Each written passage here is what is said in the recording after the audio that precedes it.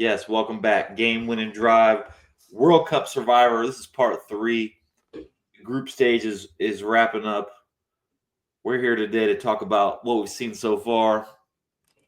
Trying to make 7 figures in this World Cup. Mikey, good to see you, man. Hey, likewise, Gabe. Are you like Tom Brady? Is this the best World Cup you've ever seen? I mean, it has to be just because there's more teams. It's in America.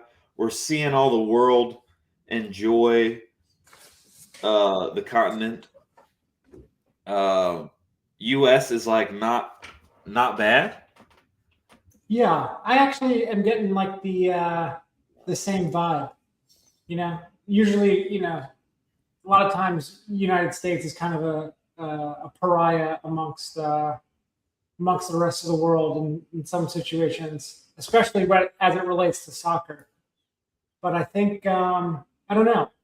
I like seeing all the different countries getting out there. Scotland, especially, drinking the place dry. Yeah, these last 2 World Cups, Qatar and Russia, we didn't really get that. We didn't really get the fans mingling with the locals, getting sloshed up and down the streets, all the neighborhoods.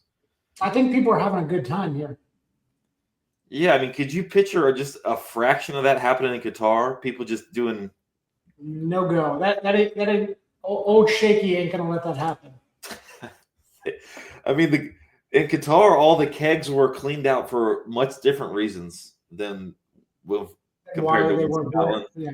When Scotland hit Boston and cleaned them out, that's a lot different. Also, have you seen the Koreans? Yeah, the times is such a big factor. I distinctly remember being in high school and waking up at like 3 a.m. to watch the USA game. Yeah, and that was, I'm certain that I was one of a very small handful of people that were doing that. Right. That was before they could sell or make that big money on the commercials in America. Now they got it all figured out. They got a prime time for us to guzzle all these corporate sponsors. Yeah.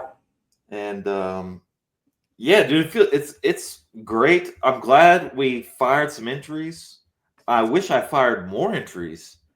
I thought I learned this lesson like 10 years ago in Survivor. You got to get all the entries you can get, because once you start losing them, you wish, I wish I just had a few more bullets. I'm trying to win this $2 million.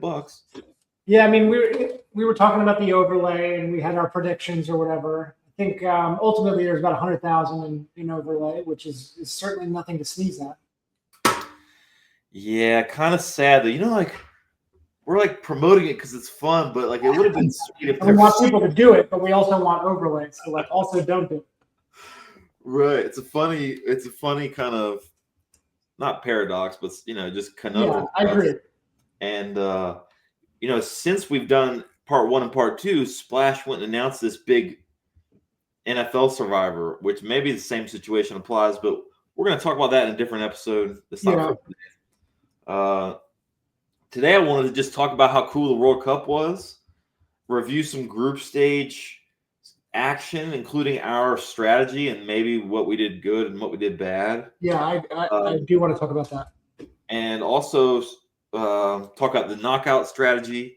There's a whole new phase of this contest.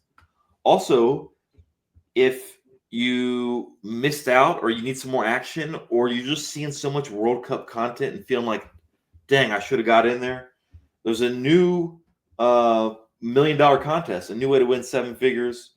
Go to splashsports.com/Atlas. It takes you to this contest. I would appreciate anyone new going through that link, splashsports.com/Atlas. I think it's just like the first one, $100. You can do 150 entries, and first is $1 million. And I think that it's someone's live to scoop it in both these contests. It's so easy to look at all the favorites and just want to pick the favorites, but we know all the favorites don't win, man. There's just things that happen where the team gets knocked off when you least expect it, and then the field gets slashed. I think that's, hockey's probably the number one there, where like, an 8 seed can certainly beat a 1 seed. Basketball, it's a little bit harder. Football is probably like that to some degree. But soccer kind of falls somewhere in between, I would think. Like, I would suspect Qatar might have their hands full trying to beat France, as an example. But a team like, I don't know, Algeria, Congo, I think, if everything breaks their way, they could certainly get in a one-off situation and maybe take it to PKs and win. Yes. Do you think any team's going to be like minus 1,000 to advance though? Like no one's going to be crazy big favorites, right? I mean, the best. Just look at France and Spain. I mean, those are most likely minus 1,000 is huge. I don't know. Right? What's France going to be? Minus 400, 500? Probably a little, maybe minus 500. But when there's 16 games. Yeah. That's like if they were all 95% to win, one's going to get knocked out. Sure. And they're not going to be 95% to win. It's going to be a lot less than that. But before we get into the knockout stuff, let's kind of just talk about the group and talk about my thoughts and how they got torpedoed. Well, one thing we nailed. And I regret not picking more entries, but we're talking about the Paraguay Powerball thing, where like they might be a sweet team to take a lot of, and they've advanced, and they were only picked like 1.5% of the time. I thought I had a handful of entries myself, and it was like kind of a bummer when you look at the percentage of the teams that you picked. And it being much higher than how the pool picked it, and then that team not advancing because that was your leg up on the competition. Those damn Turks got me. Well, okay, so that's one angle. Trying to get that team knocked out or get a team through that no one else is picking. But yeah, I also think the kind of way we talked about it, and I know the way we both picked entries for ourselves is like trying to not burn one of the good teams. Yeah. Because if one of the teams that you've burned gets to the Final Four, you can't win, right? So yes. I think we were like real careful about that. And yes, that's going to cause you to have some losses. Like you had to take some risk early. You couldn't just go, Yeah, could we have gotten all of our tickets through? Yeah. I mean, if that was the end goal, yeah, sure, I can win that if you want me to. Right. So I think on average, if you're trying to save all the strong teams no matter what, which I'm not saying that's best, maybe you should use a little more than what we talked about. But on average, you have less entries compared to the field's attrition, but your entries should be stronger. Yeah. Right. I don't know. And then one of the other strategies I was kind of embracing was trying to locate those teams that are just complete garbage. Like the teams that are there were some that, were terrible, but I don't think there was that team that, was just 7-0, 7-0, 7-0. Dude, Cape Verde. Exactly. Like, you get that result and it's like, what the hell? You were trying to pick those teams out from the beginning, and you had your Cape Verde, your Qatar, your Haiti, and it didn't quite pan out that way. Those teams, so many bum teams getting a tie. Yeah, like they all got at least a tie, right, or something like that. Yeah, so many of those that changed. It changed so much what teams were going to advance, because then it's less about getting the win in your group and more about, how all the tiebreakers and how those play out. And also, maybe variance. I don't know. Say again? I said maybe it was variance. Maybe it was too picky. I don't know. Also, I'm not big on Curacao being the JV Dutch team. They were saying it was like 25 of the 26 people were born and raised in Holland. So you can't, I don't know. That seems weird to me. Yeah, I mean, and the bigger example of that is France, right? You know about Yeah, how France. Um, so from what I understand, France has like the best, or like one of the best systems, right, for like getting kids hooked on the soccer ball. yeah. And so they put so much work into this, and then all the people in France, Paris mostly, who aren't quite good enough for the French team, They they just play can for their for the yeah. grandparents' countries. They can just be Cote like, "Well, my d'Ivoire. grandparents did this, so send me to one of those. What is it? 8 countries in Africa? Um, Yeah, I don't even know. Senegal, Algeria, Cote d'Ivoire. Morocco, Congo. Yeah, Did you say Senegal, Ghana, maybe, or something like yeah. that? So those teams have outperformed, I think. As a And direct result of the French training. So it's same thing as um, Curacao being the Dutch training team, basically. right, I guess the sharp people knew it. Okay, if France is peaking now because of the last 20 years of their system, then those teams should get some. And France is known as so good and so deep, right? So Yeah, like the fact it runs off to those teams, maybe no surprise. And I feel like a few of those teams might get another win. I've been impressed by Japan. I thought they've been pretty decent. They're spunky, Yeah, lucky.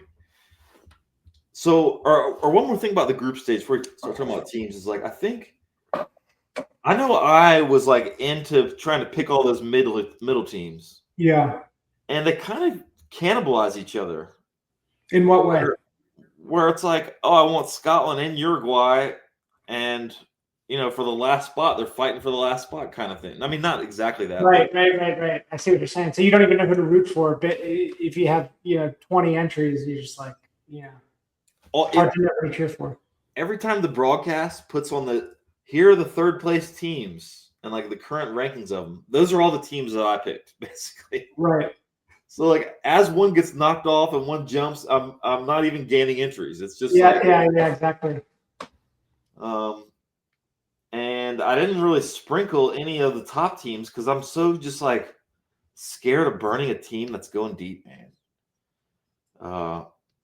I think in retrospect, I would have probably picked one or two stronger teams more often than I did. Whether that's right or not, and yes, it's results oriented, but I don't know. It's easy to say that now because I didn't go whatever That's the thing. 100% on getting my teams through. So yeah, I'm bummed, um, but I don't know. I probably would have thrown in like a Netherlands, maybe even a Germany. I don't know. Right. And also, Canada being the top pick, and you're like, oh, obviously they're not that strong. I should have just used more Canada. They're definitely going to qualify against their super bum group, Yeah, and they made it through. But I guess the chalk. If Canada was the chalk, and now a third of the field has burnt them, and they have the kind of easy matchup, or they have one of the easy matchups in the round of 32. So here's your time to cash right, in. hit that get back on them, man. Get the get back on the field. Yeah, And that's kind of a whole new interesting thing because Canada's got to be obvious. I don't know. I mean, for what I don't know what that even means in this context, since no one's really analyzed in Survivor. But I wonder how popular they can be, and I'm trying to wrap my head around all this stuff as we get into this knockout stage.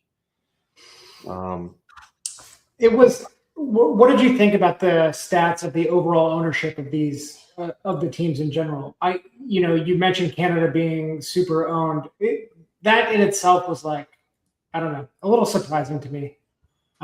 It was surprising to me to see like how the pool ended or the field ended up being sharper than I anticipated. I expected to see a lot more, of the burning of the teams, of the Spains, of the maybe not France, but like what I'm getting at. The top 8 teams. I expected more picks from there. Yes, I'm gonna bring it up on the screen. There you go.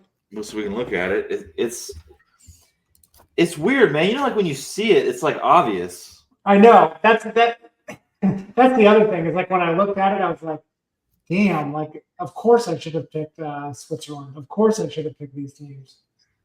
Right, but you know, like in NFL Survivor, you look at it every week and you start kind of getting this feeling of how it is over time, especially over years of doing it. But now that we've seen the first World Cup Survivor, it's like, okay, got to remember this feeling for 4 years from now when people play it like this again. Because nothing's too surprising. Ecuador, Uruguay picked the wrong horse on that race. It looks like. We're recording this Friday before these any of the games have gone off. Don't sell us short. I mean, Spain did tie bum ass other teams. Uruguay could win. Yeah, I thought Ecuador was going to be out yesterday, but the field got bailed out.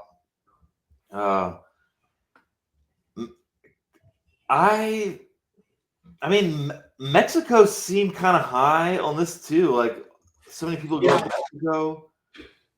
U.S. Maybe we could have felt that a little stronger that Mexico and Canada would be a lot more than U.S. The problem, I say problem, the interesting thing about the U.S. is their path currently is, people are calling it presumably, pretty easy. As easy as you can get in a tournament like this. So, having them now, is that worth, more than burning them in the group? I don't know. Yeah, no, that's why people say the U.S. more. Well, did you know that that Belgium was the most likely opponent prior to the way that the group shook out, or sorry, did I say Belgium? I mean Bosnia. Bosnia is their opponent. So, like, did you know that Bosnia was going to be their opponent, or did that kind of? To me, okay, there was some of the groups, the winners play the third place. Yeah. Some play a second place of a designated group, right? But that stuff all seemed just like too much noise to try to decipher. And I could be a fish for saying this. I know got some smart people in the Discord saying it's worth thinking about, but to me, it just seemed like there were so many configurations of what third place you'd play, and it's hard to know the third place of all these groups, man. Like Bosnia could have won the group; they could have been fourth, and what were we even supposed to do about it?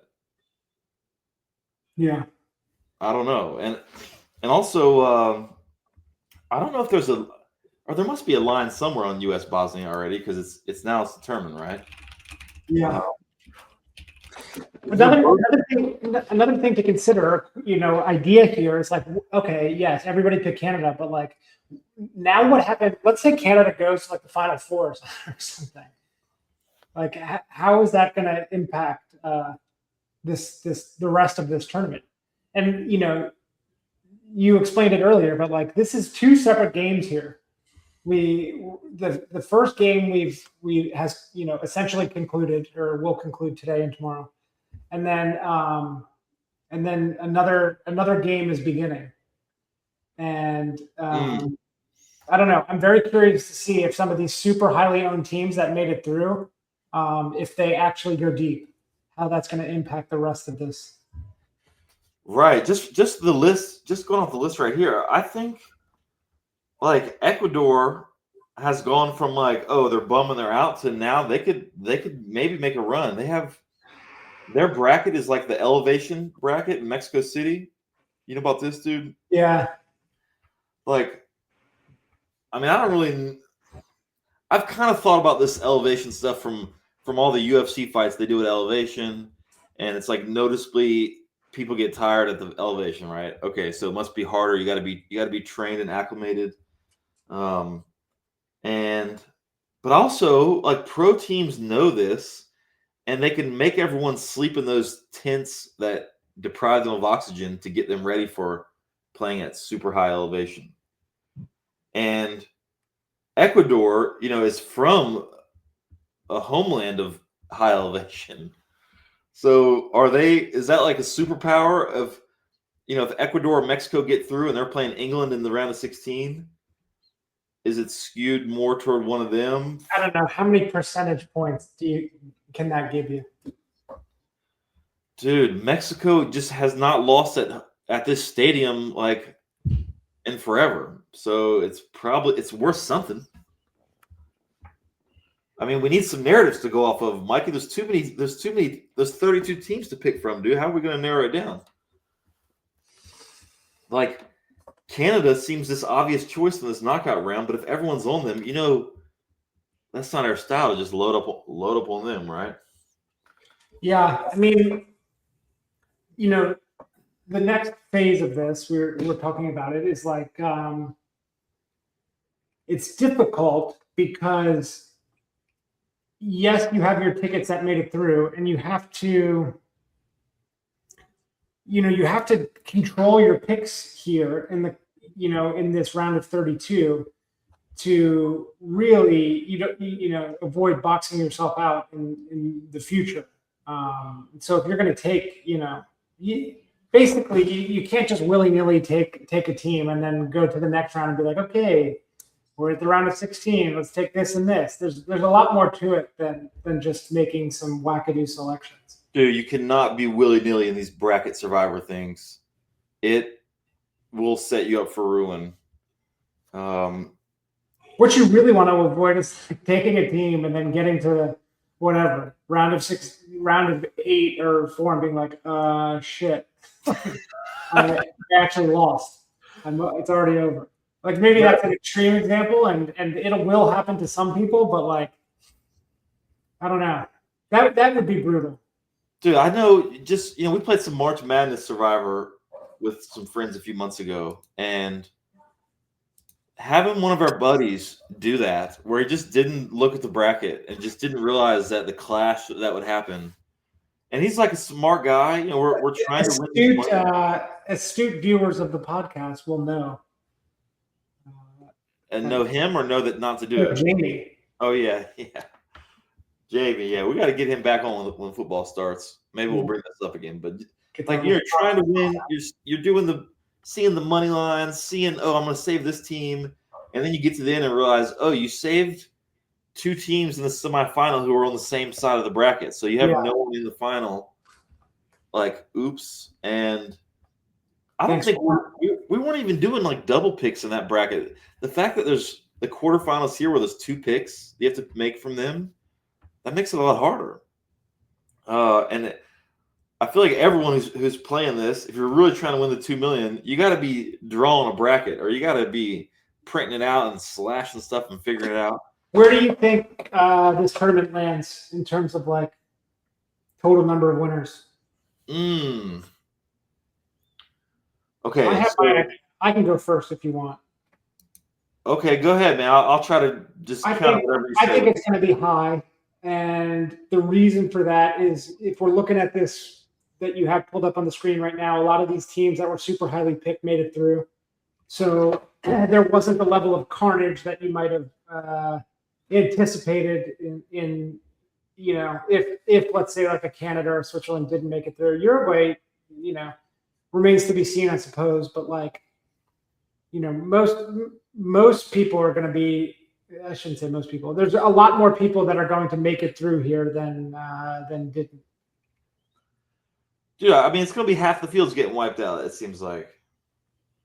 Keep going. Why? Well, Uruguay needs to win, right? Or tie. Tie's probably fine. Tie probably gets them at the last spot. Okay. From what I can tell. So we're already down from 19,000 and change to 16,000 and change. And if Uruguay gets knocked, that's like another almost 6,000. So we're down to 10,000 left. And then, I mean, one of these teams might go. Belgium, if they just lose to New Zealand, that's 2,800 more. Croatia can lose 3,600 more. Scotland, they're in the pits at 1,100. So, like, I think we can pencil in half the field's gone. Okay. So from there, you're feeling like 100 people could still all chop this thing up. Yeah, I kind of have that feeling.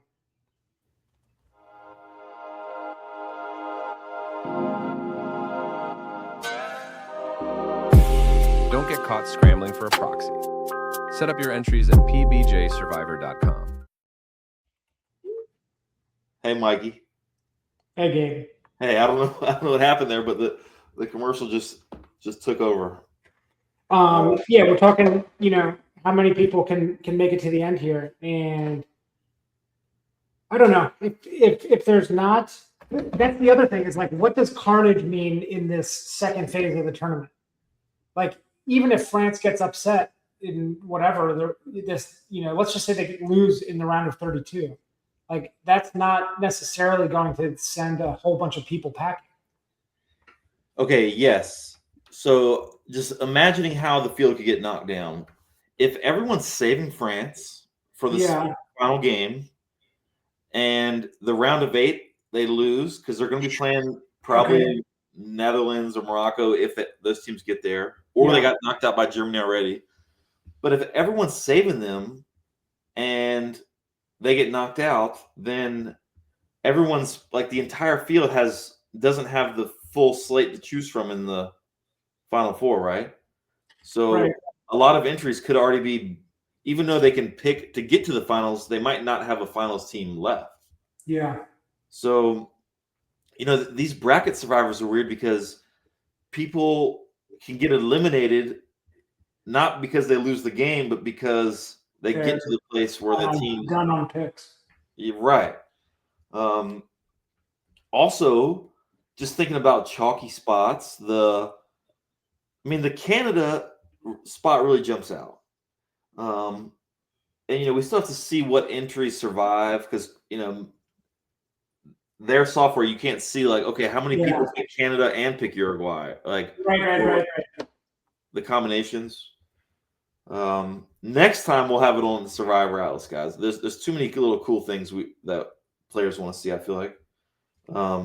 But for example, let's say 2/3 of the field it has Canada, and you have to make 2 picks in the round of 32. And let's say you're just thinking, I want to survive, and not burn a good team. And Canada's minus 300 to advance. Like, is 60% of the field just going to slam Canada there? It seems like pretty good play on paper. If you're playing for survival, which seems reasonable in the round of 32, play to survive. There's still a lot of context. Like it's sort of an ICM style decision, a little bit for all you poker nerds out there. Yeah, but you're so far from the final that it's hard to factor that in. Right? Are you supposed to just play for the? We're doing chip EV in round of 32. Right, or football analogy more so like in the first quarter you're just playing to get points and stuff. You're not trying to like maximize your winning stuff. Right. So yeah, that could 25% of the time that might knock out 2/3 or 60% of the field, maybe 50% if Canada's picked low. I think if you're a non-Canada picker in the group stage, then you're really hoping that they make a deep run. Why do you say that? Because such a huge group, you're going to have a pivot point where a large amount of the remaining field does not have them available. Dude, the play might be, if you're trying to win $2 million and everyone who has not used Canada yet is like, okay, I'm going to just use Canada against South Africa, round of 32. They're not going to go deep. But the contrarian play, instead of picking against Canada to lose. Old Gabe, here he comes with his big old South Africa pick. No. We don't got to reach for the underdogs, Mikey. We just save Canada. They're going to win. They're going to be playing Netherlands or Morocco. And they're going to, have a chance to – they're going to be, 20%, 30%? And if they win that game, then the field is like screwed because everyone's probably looking at that game, wanting that game because That's what I mean. That's what I'm saying. That if you were a non-Canada group stage picker, you want them to make a deep run, and you continue to hold them. you're saying like level 3 though. I feel like most of the field is going to be loving using them in the round of 32 I suppose. because you only got to pick twice. You don't want to burn any good teams, so you're like, Yeah. okay, Canada and Well, the contrarian would be to just go opposite of that. So you take the Morocco in the round of 32, and then Canada in the round of 16. yes. I mean, that exact thought is why I'm like wishing I had more entries because I think from like an EV point of view, from like trying to turn $100 into 2 million, that type of stuff makes sense. Yeah. Um, But I agree with you. It's hard to pull the trigger on that. Like, yes, there are times when you missed a draw, you have no pair, and you got to stick all the chips in, and like it sucks. It sucks to have all of your chips on freaking Algeria against France, but like occasionally there are times when that's what winning the tournament calls for. right, but I mean it's so hard with one entry to do that. Yeah. I got this bracket. When we were comparing this to the NFL one, and that's exactly why the NFL one turned out the way it did, because how many people are capable of picking a dog on Thanksgiving? It was quite clear that it was 5% of the field, right? Yes. Dude, it's already I like talking about it just because it kind of warms me up to doing something crazy. I'm not sure if it's the right thing. But just thinking about this. So this bracket, you can see it's from this website. I just stole this off Twitter since there's not one. Is this projected? This is projected. I think it's pretty good guesses though. Yeah. It's all like reasonable stuff. And I think Canada, of the teams that aren't great, the kind of top 10 teams or so are pretty consensus. Like we know what the top 10 teams are. Those are the teams you want to save because they might make a run. Canada is not close to one of those. So everyone's going to be looking at this Canada spot in the bracket, which, here we go. My hero. So if everyone wants to use them then, and then this next match would be so hard. Netherlands and Morocco. That's like the hardest round one matchup that exists. Definitely. So for you, I mean, like, okay, for me, I'm looking at this and I'm like, by definition, the teams I want to support or I want to pick or at least consider for my round of 32 picks are the teams that are super big favorites to win that game and super big underdogs to win the next game. That's your ideal chance. So like if, let's just say you had, I'm trying to think. So like a Korea, Egypt is a good example. That one team's not super favored over the other in that particular game, but the next round I think is where you kind of cash that in. I don't know. I'm trying to look at this bracket and pick a better example. Okay, maybe.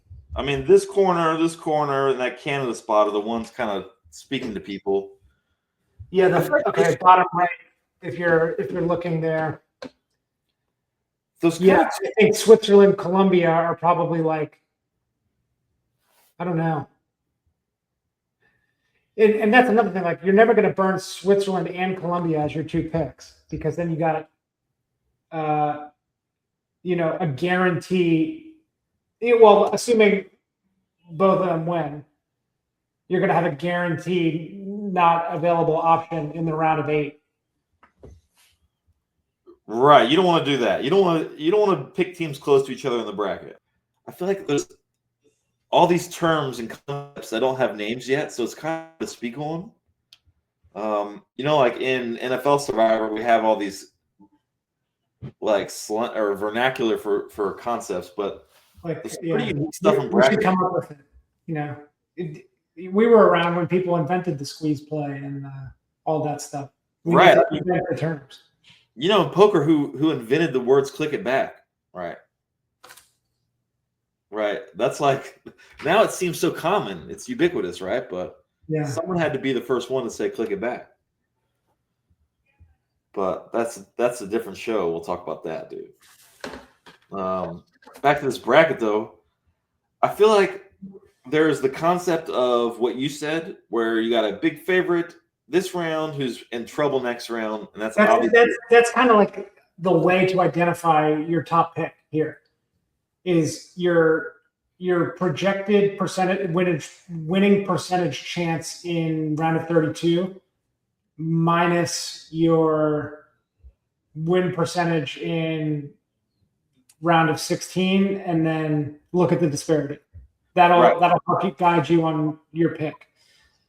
Right. This Australia-Belgium jumps out as one of those two if that becomes the matchup, right? Like Belgium just look like such duty pile, man. They right. I get it. The odds are the odds, and like one game isn't going to be indicative of like how they are as a team. But like, man, I was not impressed. Yeah, and if that becomes the game, Australia versus Belgium, whoever wins is against Argentina, and it's hard to imagine that working out for either one of those. Yeah, that feels like a high disparity. That feels like the highest disparity of the round of 16 games.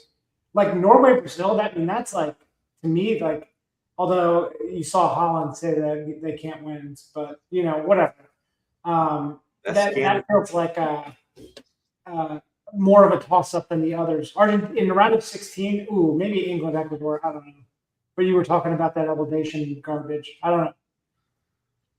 Yes. Switzerland, Colombia feels like a relative toss-up. Obviously, Germany, France is like, somewhat of a toss-up. Not like a big toss-up, but what's the next best disparity in the round of 16? Is it USA, Korea? I don't know. Yeah, or the Canada spot is lined up for that pretty good.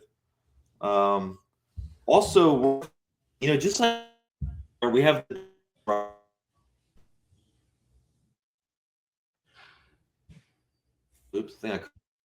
this division. I feel teams that could not be rivals, like teams with them, Colombia, Ecuador, Brazil, they could be the ones to knock out one of these big ones. Just a little narrative to go off of. Yeah, I mean, to me, maybe to you as well, it seems like Argentina has a cakewalk to the finals. But dude, Colombia's got some spice to them, man. I like Colombia. They got some flavor. They got some dudes who fly around. They got some top players at some top clubs. Yeah. Don't write them off, man. I don't think I want to burn Colombia in this round. But I was gonna say was, okay, we're looking at these teams where it's like, okay, kind of bad team who has an even worse opponent who's gonna get slaughtered in round 16 and like gravitating toward those. But there's also the group of teams where they have a tough where there's two good teams facing around 16. We're talking Germany, France, Brazil, Norway, maybe England, Mexico, or England, Ecuador, where you can get away with taking one of those teams if you know which one is going to win the next round. So it's like there's different angles for choosing all the teams. There's not many teams on the whole bracket that I think are unpickable, except maybe the huge. How strongly are you looking into an underdog? Obviously not in round of 32, but I think is it even on the radar for a round of 16? First thing that pops in my head is once it shakes out, if we see some combination in the field, like everyone, let's use this as the example, and let's say that the round of 16 shapes up exactly the way that it is here. Okay, on the screen right now. Yeah. And the question being, or hit me again. Is there any underdog that you're open to considering here? In the round of 16 or the round of 16? I think yes, round of 16. I think that I think round of 32 it's probably too crazy. It's too fancy. But like, man, the one that keeps pulling me is, and obviously things could change, but it's this type of spot that gets me going, because it feels just like the NFL Survivor Thanksgiving underdog play, which the math loves, and people in the field with no courage will never understand it and never risk doing such a thing. Yeah, and that is Canada is like the most burned team already. They're going to be super most burned team if they get through round 32. Everyone's picking them against South Africa. There's not going to be much of them left at all. And when they either play Netherlands or Morocco, no one is going to be wanting to use them. In fact, everyone's going to be wanting to pick against them, because whoever wins Netherlands, Morocco gets to beat Canada, and then on paper they go to lose to Germany or France. Yeah. So that feels like that next round spot where people are like, yes, this team's going to win now for sure and lose next round for sure. Yep.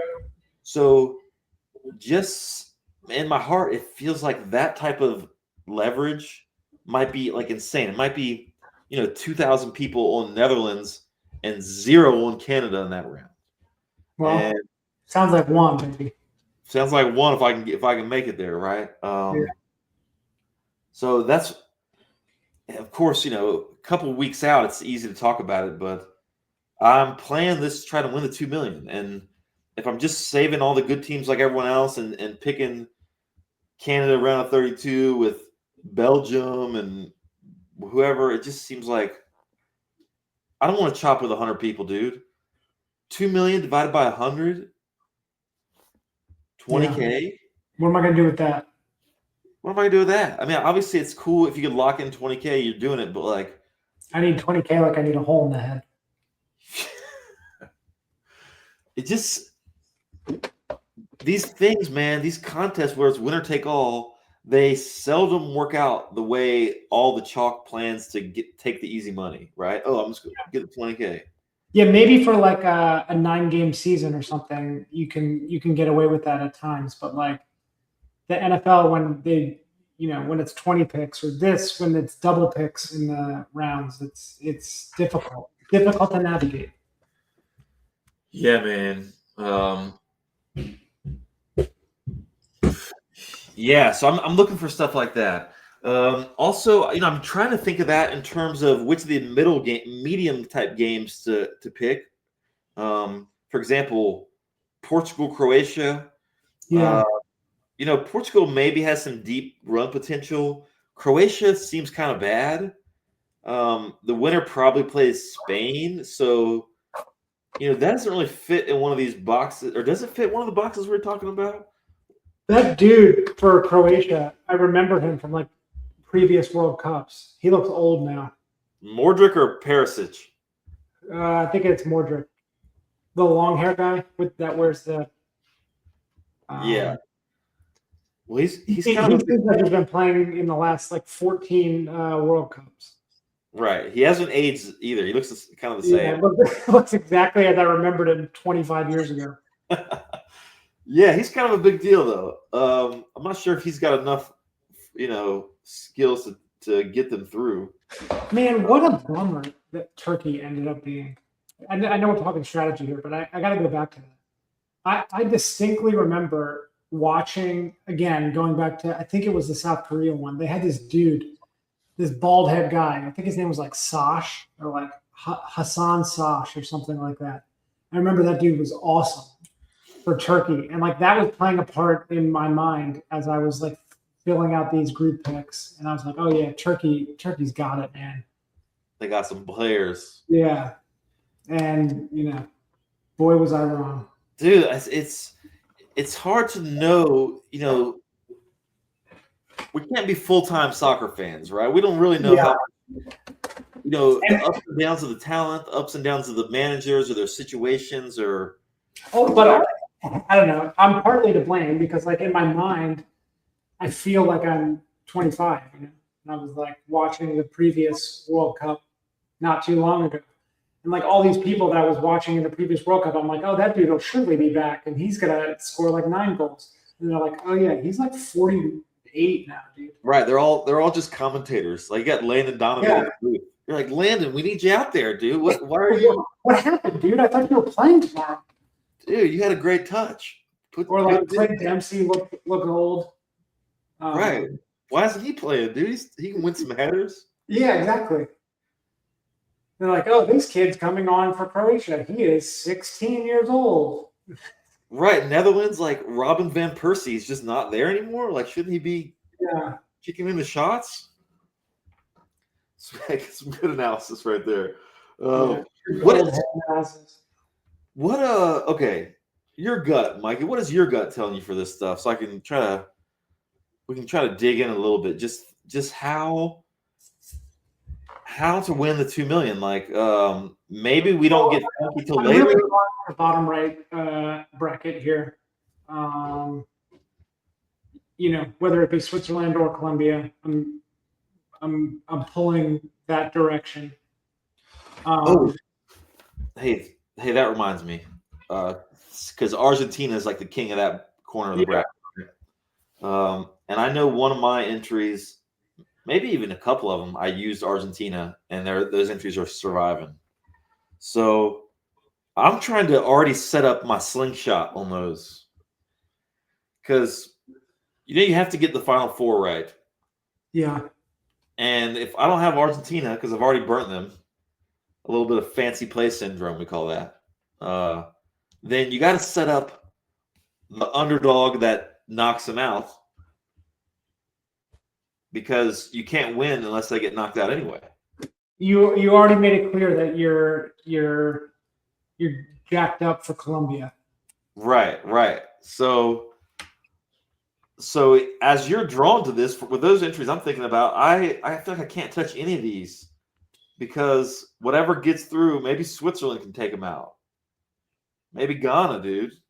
I just gotta leave that open for the slingshot. Also, I feel like the Norway-Brazil match is like super toss-uppy, and so I don't know why, or why I'm drawn to that, but like the point of that is like Brazil or Norway are getting through there. So like, which one do I want to use now?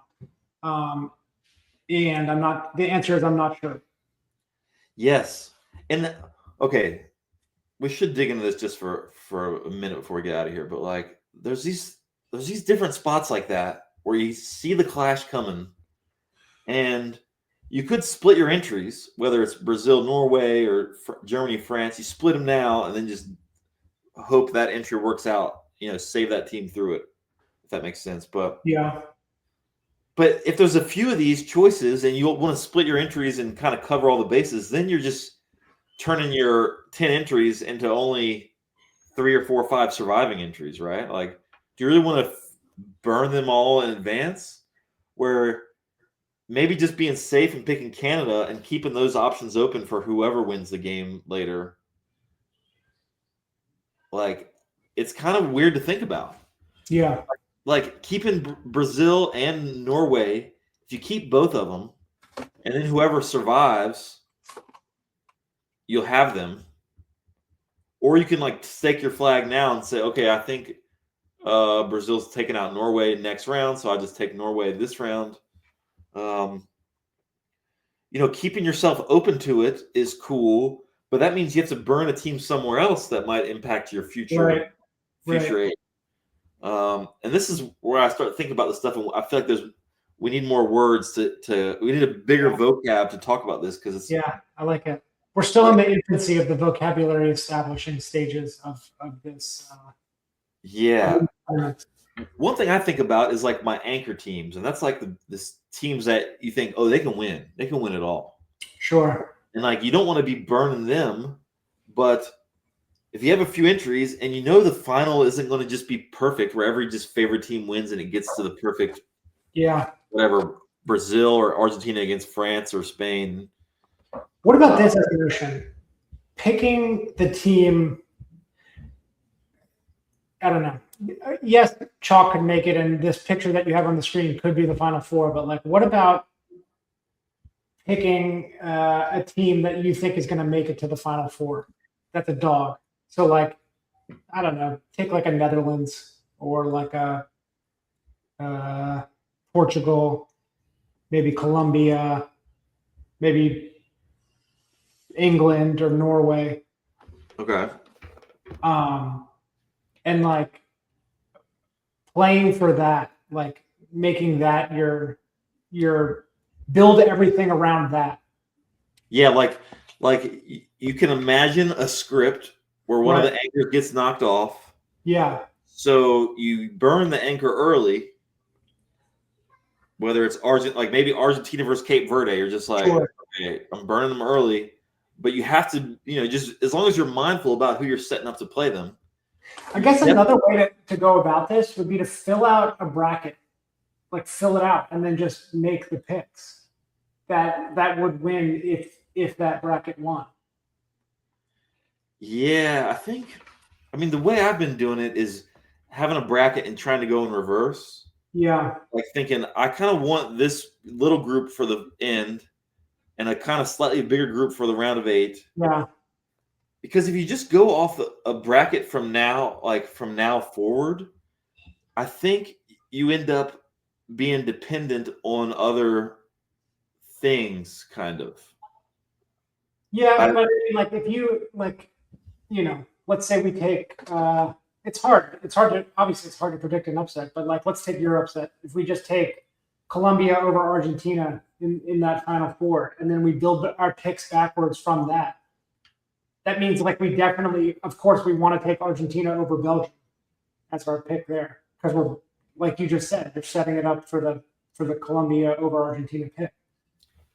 Right, or because maybe even taking Argentina the first round and being kind of unsure from Australia and Belgium who win. Yeah. Or I guess. Yeah, I guess maybe it's the same. Round of 32 versus round of 16. There's too many games though in the round of 32 to be burning Argentina already though. No one's doing that, dude. Messi, you see Messi out there? No, that's a safer round of 16. That's kind of what I was getting at. Ideally, you would pick the team and then have that team lose the next round. Like that's how you want everything to shake out. Right. Because that way you have the most options always. Right. So it's kind of dumb to pick a team when you don't think they're knocking out for a couple more rounds. Exactly. But, okay, just trying to figure out the angles here, man. Like, if you knew 0 people were taking Argentina in the round of 32, if you knew 0, stone 0 were taking them out of, whatever, 8, 9, 10,000 entries left. Yeah. You're supposed to take them a little bit. Like, there's a... Yeah, okay, so but this goes back to the NFL pool where we talked about this during the NFL season where like, okay, if we're taking the Eagles in week 9, that means by default, we're taking the Bengals in week 16. There are situations that come up like that. And so what I'm saying, the reason I'm bringing that up is because if we're taking Argentina over Cape Verde, it means that we're taking Colombia over Argentina in the later round. Right. Because bracketed survivor, you can't. It's not the same. Like it's not in a vacuum. It's not independent. Every decision is factors into the down the road. There's downstream implications to every decision. So right, like an NFL survivor. Yes, you can take Argentina over Cape Verde. That's fine, but it just means that you're setting yourself up for a future play that you have to be at least on board, somewhat on board with. Yes. Okay. So in NFL, if someone was minus 800 in week 1, even if they play on all the holidays, you're still going to be like, okay, I should consider taking them. It was such a big favorite. Yeah. Here, tying it into what you said about how you're really trying to pick a team that loses the next round. Right. So here, it's not even about just the win percentage. It's about the next round percentage. And we know Argentina is not a lock to win in the round of 16. So I think if you were trying to be John Nash here and put a range of things you should pick over lots of entries, he'd be like, okay, since there's some chance they lose next round, then you have to take them sometimes now as such a big favorite. The problem with that is, like, if this bracket shakes out exactly the way that it is going, that it's pictured, I suspect that Argentina over Belgium is going to be the highest favorite on the board. Yeah. I'm just looking at each matchup, and I think Argentina over Belgium is going to be pretty. I mean, I would make a bet that they're going to be the highest favorite. I mean, that one, Canada, Netherlands, USA versus whoever, that's the 3 that everyone's going to want, right? Yeah. So even if it's not the most, it'll be top 3. But people also won't want to use Argentina then because they want to save them. So it's not even going to be that picked, I think. And, man, this is a lot of fun, dude, picking the World Cup. Yeah, there's a lot to chew on. I love this. Only regret is not having more entries. Yeah, I picked Scotland too much. Yeah. But I don't really regret that. Not though, with the freaking bagpipes marching in. Dude. And all those Koreans partying with the Mexicans, the Japanese eating the big old brisket, man. Dude, we should have gone and done all that stuff, man. I've been really getting into I as like a thing to say, I feel like that word encompasses so much. What word? AYE. I mean, I used to throw around Aya from China. That's kind of the. I've been getting like a lot of Scottish content on my feeds, and there's these dudes that have I think they're Scottish, and they have a podcast or something, and I'll see it on TikTok, and they'll just be chatting, and then the one dude will agree with I. I just feel like it's a good all-encompassing word that works in a lot of different situations. So I'm going to start throwing that in more. Mikey. Man, there's a whole other splash tournament. We might have to call an emergency show for another time. Well, that one starts Sunday, dude. I feel like I gotta flick it in. Gotta flick some more in there. Yeah, we'll do it. Like, we also need to just like talk and update on how things are going. Dude, Argentina round 1. All these strong teams round 1. It seems like so bad, but they're not locks in round 2. And also, like, if you want to make the way in which you're navigating the tournament, like we took on a lot of risk early because we picked these middling teams, and then we can tank our risk by going Argentina and whatever, and then we're going to have to reinvest that risk down the road when we have to pick some of these dogs or whatever. Yeah, I know what you mean. We got our risk curve. You gotta like bend it with some entertainment too. You can't just be wanted every round. You gotta have some fun. You can't just jungle man it and just beep boop solver time. You gotta factor in other things. All right, hey Mikey, we gotta cut it off now. So I gotta be across town like 5 minutes ago. Okay. There's a new contest, splashsports.com/Atlas. Check that out.